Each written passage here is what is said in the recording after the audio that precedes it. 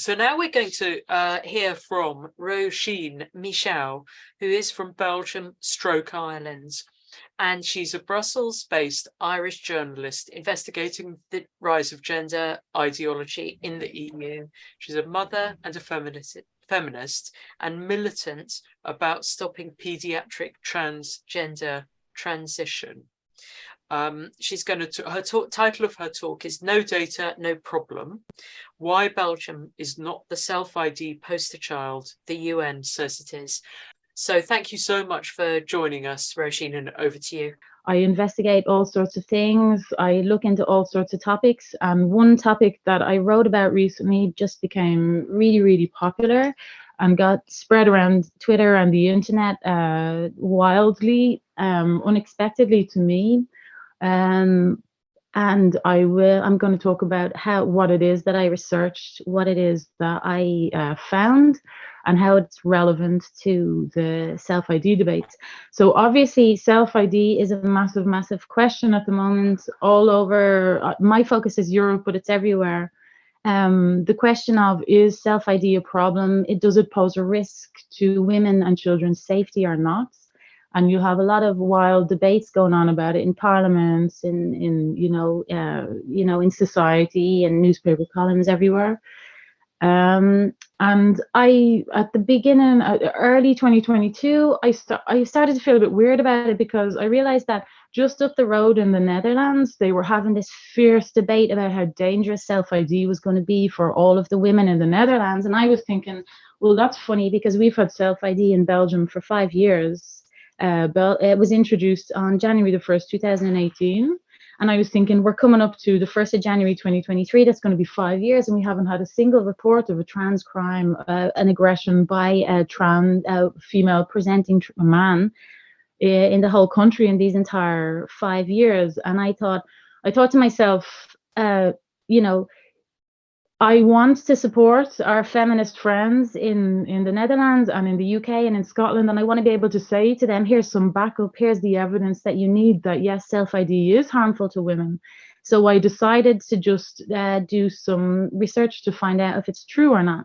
And I said to myself when I started all this, whatever the outcome is, if it turns out that in 5 years there has not been indeed any kind of trans femme, trans feminine, trans identifying male crimes in Belgium, I'm going to reveal it. I'm going to say, okay, look, there hasn't been, and I suspected there hadn't maybe been, because the population of Belgium is quite low. There's only 11.5 million people there.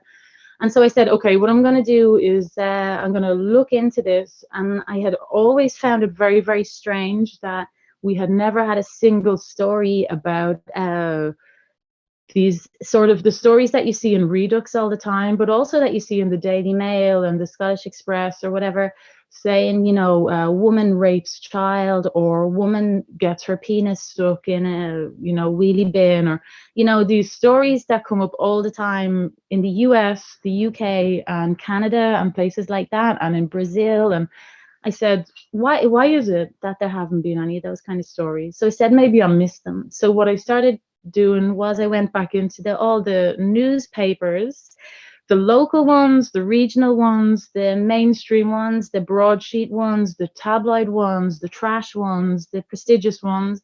And I went into all their archives, and I thought of all of the words that could potentially pop up that would normally be contained in a headline or in a news story about a man committing a crime, sexual or otherwise, in the newspaper. So I thought of all the words. The country has 2 languages. I got all the words: trans femme, trans identifiée, femme trans, that's in French, and then you might trans féminine or trans féminin, I don't remember. And also in Dutch you would have trans vrouw and the transsexuel, which they use a lot. And so I did all these searches, but of course the only thing that I found was stunning and brave stories. It was all about, like, first transgender prime minister, which is Belgium. This is truly the belly of the beast. Belgium has a transhumanist transgender man as the vice president of the country, in charge of the entire civil service and in charge of trade. And I think he has aspirations for the premiership. So yeah, we have a lot of stories about him, very stunning and brave. We had stories about men stealing women's competitions, the first transgender woman to ever win, a cycling race intended for women, all this stuff. But there was a story that would come up over and over and over again about a man who was in a prison who claimed to be a woman and who was very upset because he couldn't get into the women's prison. And that's an important point that I'm going to come back to afterwards. So that man's name was Saya, and he made all the papers. There were follow-up stories about him. And he eventually, his case has been brought to the Observatoire International de Pénitentiaire, whatever, like the International Observatories of Prisons, because it was such a gross abuse of his human rights not to be transferred to a woman's prison. But I'll come back to him in a minute because it's important. So I said to myself, okay, I'm going to search all the papers, didn't find anything. All I found were stunning and brave stories. I recruited TERF here in Brussels, who helped me to search all the Dutch papers because my Dutch isn't very great. We didn't find anything. We found nothing. All we found were stunning and brave things. So I thought to myself, okay, that's very strange. Well, we haven't found any in the press. Maybe they're not reporting about it. So I'm going to go check out the crime statistics. So I go to the Federal Police crime statistics, and all they have is M and F. So they don't report crimes if they were committed by trans people. They don't indicate if they were they don't indicate that they were trans people, whether male or female. And this is the same for both sides of the country because I was looking at the federal police statistics. So all you have is male and female. But what was really a big clue to me that something very, very strange was going on was that the way they reported, even on just the male and female crimes, was very, very strange. And this is kind of the boring and technical part, but it's quite important. The boring and technical part is that for the past decades, you can see on the federal police website, crime statistics, you can see the evolution of all kinds of crimes. Time of day, was it at nighttime? Were there multiple people involved? Was jewelry stolen? Did it involve a public building? All this stuff. You can see the evolution of that per trimester for a decade. But sex is only recorded for the current trimester, and then it is wiped out. It is overwritten. The PDF is replaced. And so what that means in practice, if you're trying to see trends, if you're trying to see, okay, have more women been committing crimes in the past 5 years, you cannot see. You can see how many women committed crimes this trimester that you're looking at right now, and nothing before that. So this rang alarm bells. So I wrote to the police and I said, hey, I'm just trying to figure out, the statistics for women and men committing crimes in Belgium. I didn't say anything about transgender people. And the police responded to me and said, we don't communicate on that. And I said to them, well, you do communicate on it for like a snapshot in time, but then you don't, like all the other parameters, you don't talk about it like over the course of, the last decade and over per trimester. Like I can't see anything. And of course they didn't respond to me. And I said, okay, I was getting desperate at that stage. So I said, okay, if we have no reports in the media of trans women committing crimes, we have the police don't report whether the person who committed crime is trans or not, we can presume that if trans people are committing crimes, they're being counted as their desired gender or sex. So we can assume that if a trans man commits a crime, he's being counted as a woman's crime. So I said, all right, it's a long shot because not all crimes or convictions or accusations or whatever end up in prison, but have the number of women in prison gone up for sexual crimes? So I go and I look. Of course, they are not revealed. They are not recorded. They are not disclosed to the public. So Vanessa McCulloch is in here somewhere. She is an arch TERF, lives in Antwerp, and she, sorry if I reveal too much, Vanessa, but she had done, before my time, she had done a whole lot of research on prisons in Belgium, and she tried to find out if men were being held in the female estate. And it turns out that, yes, they are. And as an aside, and Julie Bindel is apparently working on a story on this at the moment, that yes, Belgium not only does have men in the female estate, but they're also planning to degender prisons altogether. So I knew from Vanessa, it's incredible, and it's coming from the Council of Europe, because the Council of Europe has said it's not realistic enough to have people separated by sex in prison, because you're not helping them reintegrate into the normal world if you separate them by sex. So voila, I knew that. I tried, yes, somebody's comment in here, yeah, de-gender prisons altogether. When Vanessa contacted the prison service through a Freedom of Information Act, and they finally got back to her, they said to her, we think gender is a weird way to separate people, you know. So they've built a maxi prison on the outskirts of Belgium, and it looks like a place to put all of men and women all together. But that's a story for another day, and I will be back to talk about that. So I wanted to know, were there men in women's prisons? And I happened to find out about 2 state-funded projects on prisons that were being run by 2 very young queer theory, graduates who were basically trying to put this pilot projects to degender prisons. So they were putting mixed sex activities. So the men and women wouldn't be in cells together, but they were basically piloting mixed sex prison situations.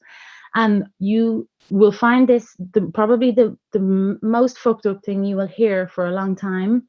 They put in one of the state funded projects, they put the women in a sex offenders prison. And I can only guess as to why they did that. But when I found out about these 2 projects, I contacted the principal investigators of both. And because they don't follow me on Twitter, and they're French speaking and Dutch speaking Belgians, they have no clue about all this that's going on in the outside world. They agreed to be interviewed. So I interviewed both of them. And they said to me, yeah, one of the projects was called, queering prisons, basically. And they're complete queer theory people. They believe that men and women, there's no difference really except cultural stuff, etc., etc. They have been mixing men and women together in prisons, in one case in a sex offenders prison, to try and figure out how it's going to work in the future. This sort of create a roadmap for spreading this all over the country. There was also, as an aside, a third project doing the exact same thing, but it was a private initiative of a director of a prison in the south of the country. So basically, there were three prisons in Belgium right now that are queering prisons. So I found that really strange. It didn't help me understand why there were why their stories never got into the press. And Vanessa, when she did her research, she found out that actually you don't have to have a self-ID certificate, or you don't have to have changed your sex marker in your legal documents to get into a woman's prison in Belgium. For years, it has always been the decision of the mayor of the community, of the commune, we say, of the principality, of the municipality, where the prison is located. So I asked these researchers, these queer theory researchers, I said, are there men in with the women? I said, they don't communicate at an official level. And they were saying, oh yeah, there's plenty of men in with the women. And the decision is made based on whether they consider the men to be sufficiently trans, sufficiently feminine, and a threat to the women. So let's just go back to what I said earlier about this guy who got massive coverage in the Belgian press about his poor, sad sob story about not being allowed go into a woman's prison. The reasons they don't let men into women's prisons, they do let men into women's prisons, but they might deny them based on them being a danger to women. So we can assume this guy who has been celebrated in the Belgian press, was not allowed into the women's prison because he was presumably a danger, and yet he became. The International Observatory of Prisons are currently producing a report on how cruel Belgium is to its prisoners, and one of the aspects of it is that they didn't let this poor guy in with the women, and nobody thinks to highlight the fact that he's probably a rapist. So I said to these researchers, do you not think it's dangerous? And they said, well, they put them in with the sex offenders because they said they're so close to the end of their sentence. They're basically sex offenders at the end of their sentence. It's unlikely, so they'll be mega horny, but it's unlikely that they'll attack a woman because they're almost out. And I said, how does it work? How does it go? And she said, well, the prison guards hate the whole situation because they have to make sure nobody gets pregnant. They've been given one instruction: make sure nobody gets pregnant. And so I said, are the women not afraid? And she said, oh no, you don't understand. Women in prison are so close that they would never let anything happen to each other. And the whole reason they're doing this is because they don't have any facilities for women's prisons, because women's prisons, there's so few people. So they're like, rather than building gyms and canteens and work activities for women, they said, no, let's just put them in with the men. So this is absolute disaster waiting to happen. But anyway, I found it really weird that none of these stories got into the press. So I said, you know, I'm going to contact some journalists and ask them, why has there never been, and I asked the researchers from the prisons projects, I said, you know, there's obviously these transgender men, these men in prisons with women, why did it never get into the press? And I said, you know, in the UK on a regular basis, you hear about the Karen Whites and this horrible guy in Scotland and, you know, all these stories all the time. Why do you think it never got into the press? And she said, I think the British like to sensationalize anything to do with trans women. So I said, okay. So I looked up all of the crime writers that I could find in the Belgian press of both languages, and I contacted them through Twitter DMs or their emails. And I said, hello, do you have a policy of keeping quiet? Is there a protocol about reporting on crimes committed by trans people?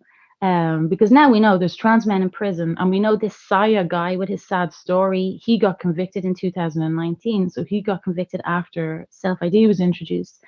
We know that there are trans people in prison with women who got there recently, who use self-ID to get in there. Can you explain to me why their trans status was never revealed in any of their stories? Like, they committed crimes in the last few years. Nobody answered me. Not a single person answered me. And there's a man that I knew from a previous job that I had when I used to run a culture magazine. And I asked him, hey, I have a question. He's an investigative journalist and he's won prizes for exposing corruption in Belgium. And I said to him, can you help me? I have this very important question I need to uncover. I need answers. And he said, yeah, sure. He was super enthusiastic. And then in my second message to him, I wrote what I was looking for, and he shut down and never spoke to me again. So he didn't want to talk to me. Nobody wanted to talk to me. I contacted the press ombudsman of Belgium, of the Flemish press, and I managed to get an interview with him. And I asked the same question: why do you think there has not been a single story of a trans crime in Belgium in all these years? And why are no journalists answering my question? And he said, that's a very good question, and I would really love to know. And you have to bear in mind right now that I'm saying this and I sound like a conspiracy theorist, but I'm well aware that there are possibilities that there have not been any such crimes. But why is it so difficult to get this information? It's possible that, you know, not a single trans woman committed a crime in the past 5 years, sexual or not. It's possible that they committed the crimes and they were counted as women. It's possible that they committed the crimes and they were counted as men. But I don't believe that that gives Victor Madrigal-Borloz, who's the UN SOGI attack dog, the right to say that in all the countries where self-ID has been introduced, there have been no issues. If we know that there are trans identifying men in prison, in women's prison, since the introduction of this law, and their crimes were never reported in the press, and there's not been a single story of any of these in the press. And I mean, there are thousands and thousands of trans women at this point in Belgium. Like, the statistics I can share with you some other time, I didn't prepare them now, but there were 900 people who underwent gender reassignment surgery before the 1st of January 2018. And since then, there's been an average about 500 per year. And that was during COVID. So we know that there are lots of trans people around. I see them all the time. And so, yeah, the press ombudsman said to me, I have no idea, you know. So I said, well, let me see, where do I go next? Yeah, I sort of dropped it at some point. because I just thought to myself, okay, nobody's answering me, nobody wants to talk to me, maybe I'm just being paranoid, etc., etc. And then the reason why I did a thread then in late December was because I saw this tweet by the UN guy saying in all the countries where it's been introduced, there have been no problems with self-ID, and that really fucking pissed me off. I was lying on the couch, watching TV, and I saw this and I just sat straight up and I was just like, hold on a second. So I just sort of tapped out my story on Twitter and I said, no, no, no, no, no. You can't say we don't know that.